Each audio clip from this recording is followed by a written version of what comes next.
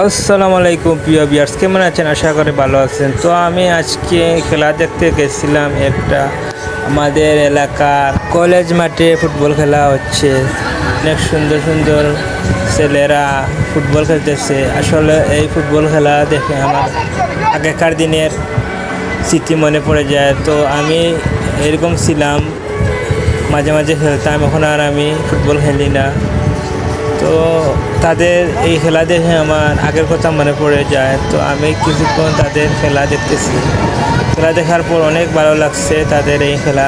তো সিলেটের কৃতি সন্তান হামজা চৌধুরী ফুটবল খেলা দেখে সবাই আমাদের এলাকার তো কিছু অনুপ্রেরণা পেয়ে গেছে আমাদের এই ভাই বাজার্স যারা আছে এলাকাতে। তো তাদের কাছে জানা গেল যে ফুটবল তোমাদের কাছে অত প্রিয় কেন খেলা। আসলে ফুটবল হচ্ছে একটা কি বলবো, এমন প্রিয় থেকে প্রিয় একটা খেলা যা ছোট থেকে বড় সবাই দেখতে ভালোবাসে, খেলতে ভালোবাসে।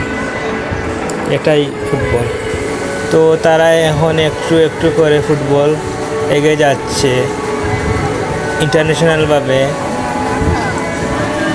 আমাদের এই বাংলাদেশ ফুটবল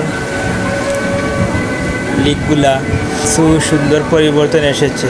তো আমরাও চাই যে আমাদের ফুটবল বিশ্বকাপ খেলুক, এই প্রত্যাশা রাখি।